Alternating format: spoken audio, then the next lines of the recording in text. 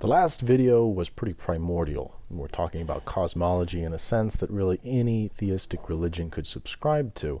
So in this video, we're going to get into the meat and potatoes of the issues that I know you want me to touch on. I will defend against popular criticisms of Christianity. Here we're going to talk about God as love. We're going to talk about the Trinity. We're going to talk about Bible verses. We're going to talk about the Holy Spirit, hiddenness, problem of evil, suffering in the world. We're going to talk about stonings in the Bible. All shall be revealed in this episode of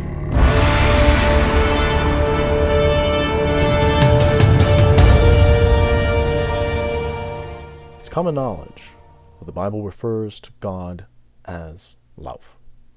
The problem, pointed out, is the fact that people suffer, and that if God is all-powerful, how could he permit things like hurricanes, disease, infections, decay? How can we call that all-loving? When we love one another, we help each other escape suffering. When we love one another, we try to bring ourselves closer to the source, the ashes that we came from, without having to endure the pains of this world.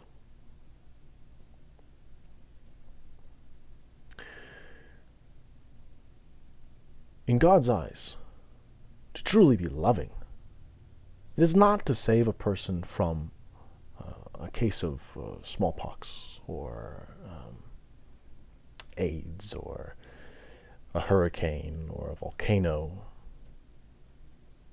since it then could be said that they might as well save us from the pangs of hunger, of thirst, a need then after that for friends, the need to feel loved. There's always an evil there, a suffering that could be rectified. The only way God can truly be loving is if he gave us an avenue to avoid this completely. And he does, through Jesus Christ, the Son of the Father. The Holy Spirit is understood as God's means to sanctify his own creation. If the Father is responsible for imperfection, of death, decay, and suffering, and then it is the Holy Spirit that ushers that creation to the Son, and the Son brings that creation back to the kingdom of heaven, back to God. The Holy Spirit is what pulsed through the veins of the disciples of the Bible. That is to say, if any one of us has the devotion like those disciples had, our word on paper in reference to God would be of equal gospel. However, nowhere in the Bible does it say that the Lord shall have his word written in ink and have it preached from pages. Nowhere does it say that. They say it is the Holy Spirit that is to be preached, and that Holy Spirit pulses through us all. It is because of that that Martin Luther is justified among Christians in saying the only pope is self. Stonings in the Bible and other such stories are to be ignored if they do not coincide with the Holy Spirit.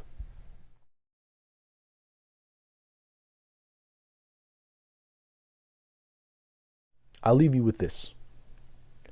Why did God do it? Even if everything I said today is true, what brought God to create this great pantomime? To ask why of God is an ill-conceived question, because why is looking for reason, something upon which that matter is contingent. What was the cause for the matter at hand? What was for the reason? When we're considering God, that which necessarily would be non-contingent, contingent upon nothing but itself, having no cause but itself, to ask why could only be answered with, because he did. Why did God do it? Because he did.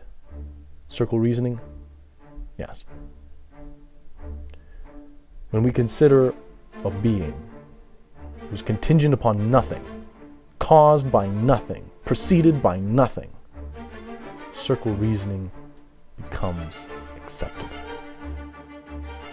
Jesus Christ is proof of God's love, as it is through the Son that man can be reunited with God in the kingdom of heaven, where no suffering is to be found.